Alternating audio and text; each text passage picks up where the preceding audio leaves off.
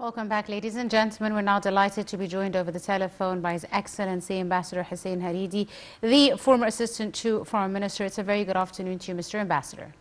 Good afternoon, madam. Thank you very much, Your Excellency, for joining us and for your time.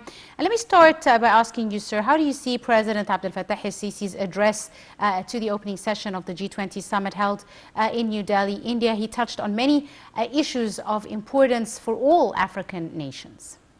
Well, I guess the President Sisi touched upon many questions that are major concern for the international community, from food security, energy, climate change, yes, financing the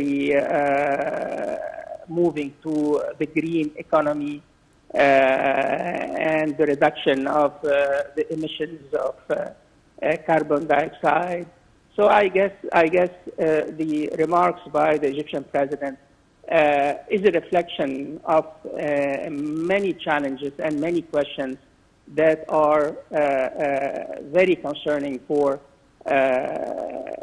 nations all across the globe now. Absolutely. Your Excellency, now the President, of course, spoke about the importance of the addition of the African Union to the G20. What is the importance of this step, and what does it mean, for the voice of African nations?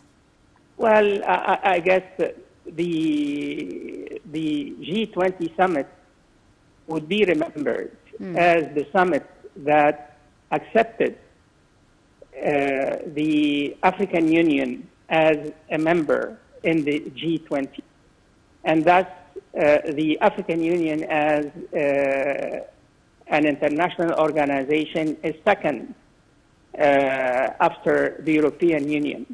It's a great diplomatic success. It's a great diplomatic achievement for India, and it's a great success for the African Union. During the last 2 years, we have seen growing international support for Africa.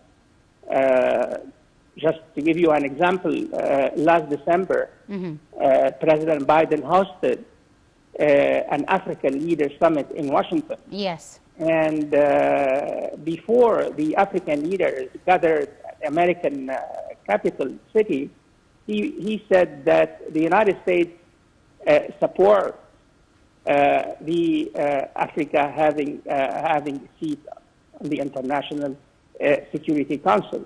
So this is just an example to show how Africa has gained in importance and significance in terms of geopolitics and when it comes to international economic and financial relations.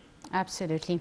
Now, Your Excellency, in President Sisi's address, he stressed the role of G20's countries to tackle the global financial system, as well as improve, international funding institutions to regulate sustainable solutions for countries with, facing financial challenges. How important do you see this call by the President in light of the many challenges facing many countries around the continent, in light of the global situation?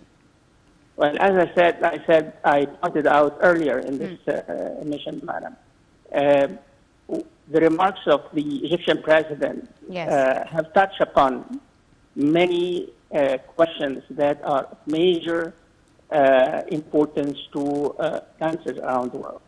And in fact, we expect the G20 in New Delhi to come up with some ideas, some recommendations to alleviate the burdens of foreign debts for the middle-income countries like Egypt and for the poorer developing countries, most of which are in Africa.